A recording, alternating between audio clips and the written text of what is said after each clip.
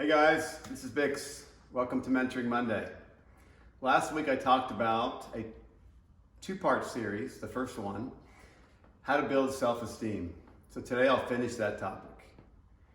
If you've not watched it, please go to my Bix audio channel and watch part one of how to build self-esteem, for it'll give you a better understanding of today's topic.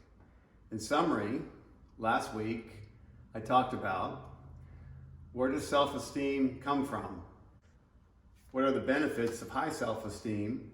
And what are the challenges of low self-esteem?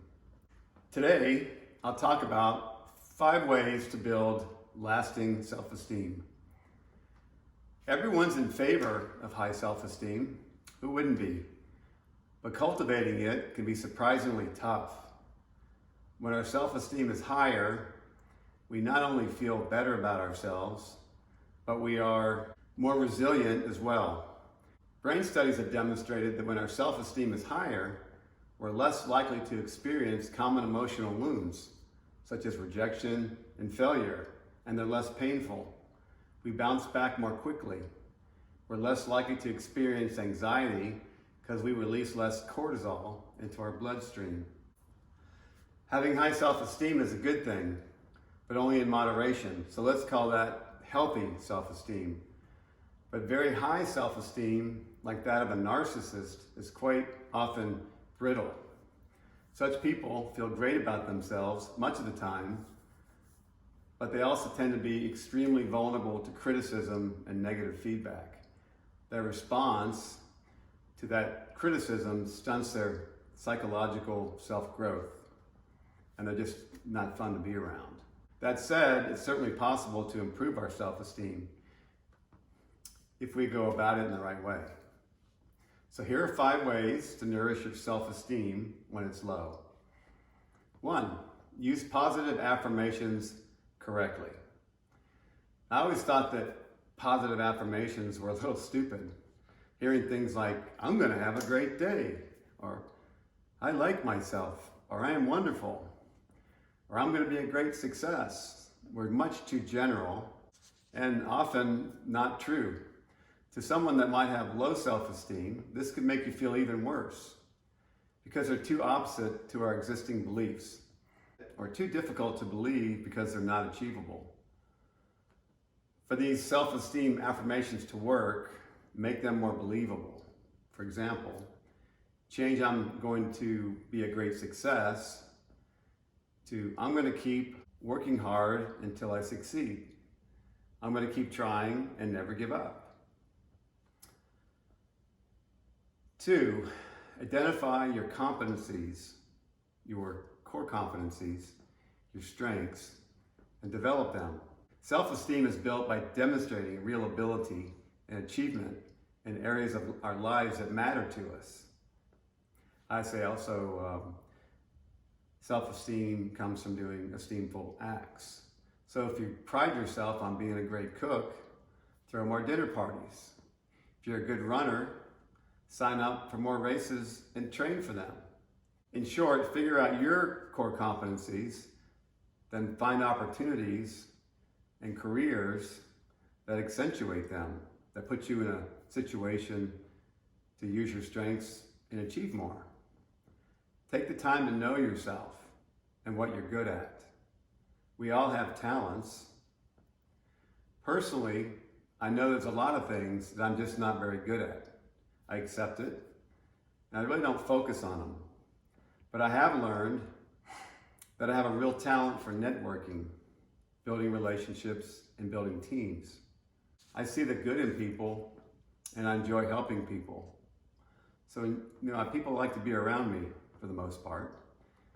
I have a real talent for coming up with creative ideas and solutions to problems. So I take this team approach to just about everything that I do. It has allowed me to become more successful than I could do by myself. It works for me. It also helps me build my self-esteem from the process and also achieve positive results. But that works for me. You've got to find out what works for you. 3, learn to accept compliments. Have you ever noticed how many people don't accept compliments very well. In fact, I've tried to compliment someone and they get offended. Like, go figure. They want to debate you that your compliments are not true. If we don't feel good about ourselves, we tend to be more resistant to compliments, even though this is exactly when we need them the most. So set a goal to tolerate compliments when you receive them, even if it makes you uncomfortable. And there will be compliments that will make you uncomfortable.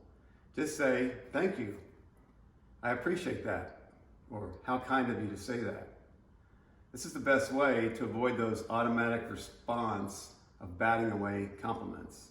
Over time, the impulse to deny or rebuff compliments will eventually fade, which will also be a nice indication that your self-esteem is growing and getting stronger. 4, eliminate negative self-talk.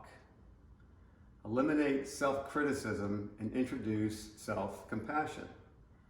Unfortunately, when our self-esteem is low, we're likely to damage it by being self-critical. I'm such an idiot. I don't have any talent. Or I'm not employable. Since our goal is to enhance our self-esteem, we need to substitute self-criticism, which is almost entirely useless, even if it feels good to say that. Replace it with self-compassion. Specifically, when your self-critical inner monologue kicks in, ask yourself, what would you say to a dear friend if they were in your situation, and direct those comments back to yourself. We tend to be much more compassionate to friends than we are to ourselves. If you do this, you'll avoid damaging your self-esteem further with critical thoughts and help build it up instead. So, personal example, I have a tendency to drop small objects with my left hand. 5 years ago, I stabbed myself in the hand trying to remove a seed from an avocado. So my finger never grew back straight, it's crooked. I actually cut a tendon in my hand and never realized it. So now my finger won't straighten out. So I constantly get mad at myself when I drop things with my left hand. Like just an instant reflex reaction. Instead, I should replace that with, I'm so lucky to have full use of my hand and my fingers. I accept my hand's not perfect, and I can still do just about anything I could do before the injury. If you've ever watched me mix, when I start a song on the left CDJ, I actually hit the start button with my right hand. I reach across my body. So 5, affirm your real worth. For example, if you receive a blow, like being rejected by your date, we've all had that. Make a list of qualities that make you a good relationship prospect. For example, being loyal, emotionally available, having honesty, integrity. Or if you fail to get a work promotion, list the qualities that make you a valuable employee. You have a strong work ethic and you're very responsible, for example. Then choose one of those items of your strengths and write a brief essay about it.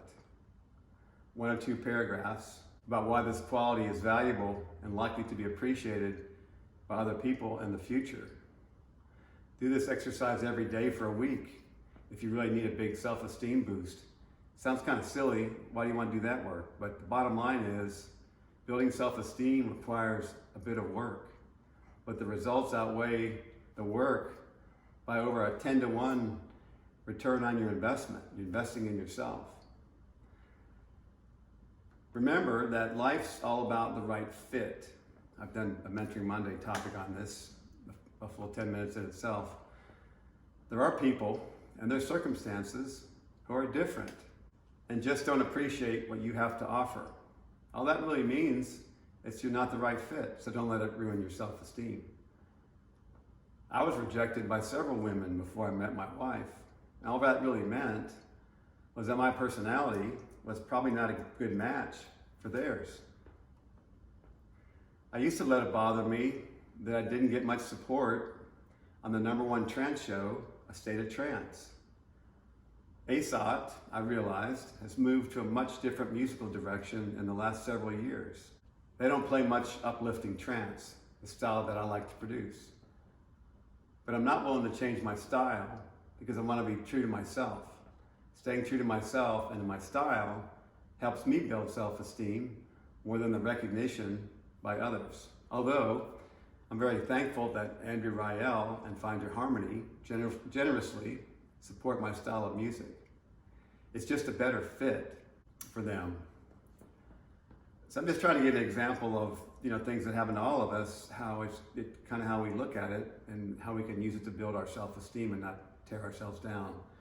So my basis for comparison with myself is, am I growing and am I learning more from 1 month to the next, 1 year to the next? Am I enjoying my life? Am I having fun? Am I doing what I feel like I'm supposed to do? So in these cases, it took me a long time to figure it out, but the answer is yes. So I hope I've helped you improve your self-esteem, or at least trying some exercises to help improve your self-esteem. The results are going to be amazing if you do the work, but you've got to be willing to do the work. So why not? The benefits far outweigh the effort. If you do the work to develop and maintain these healthier habits and do them correctly, this will provide a huge emotional and psychological return on your investment. So until next week, this is Vic signing off. And remember, it's never too late to reinvent yourself and start improving your self-esteem. Cheers.